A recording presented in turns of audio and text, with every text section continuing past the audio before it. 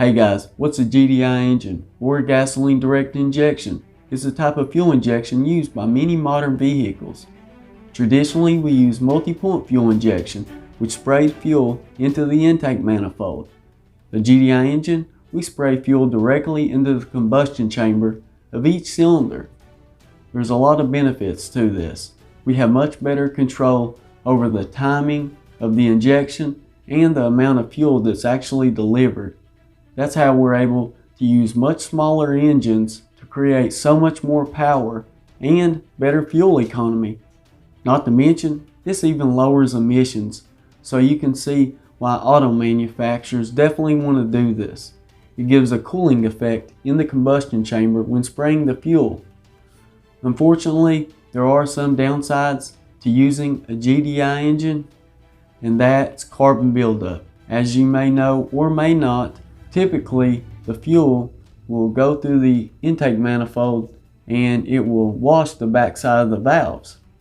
But we don't have this because it's being sprayed directly into the combustion chamber, and that blow by will accumulate on the back of the valves, and so you'll build up the carbon buildup, and this can take away all the positive benefits of a GDI. Now, not all GDIs are like this, and eventually all vehicles will be going to a GDI system. As a matter of fact, I only see this system being much more complicated and better.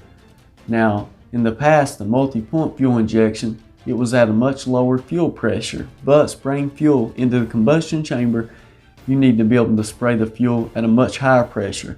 We're talking about up to a few thousand PSI. Now with the other, it could be around 60 or 80 for the multi-point fuel injection. What I would suggest, if you're worried about carbon buildup, take your vehicle, get it checked out. You can pull your intake manifold off, or you can take a borescope camera, go inside the intake manifold, look, see for yourself, is the carbon buildup adding up? Or some newer vehicles do not have this issue. They have an extra set of injectors which sprays the intake valves, but you'll have to see that one out for yourself. Many times you'll develop carbon buildup anyways inside the combustion chamber. So that all depends. Many of these vehicles are using a lot of engine oil nowadays.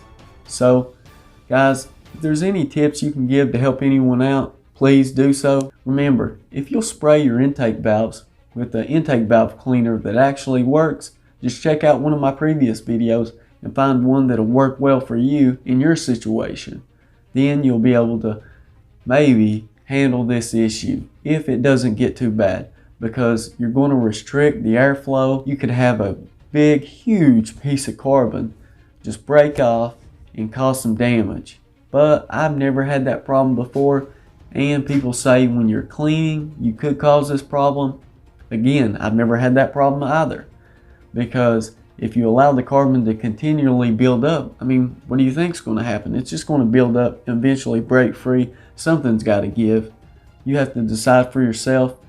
But if you're not qualified to do so safely, just take it to your mechanic or your dealership, someone that can handle it, that you trust.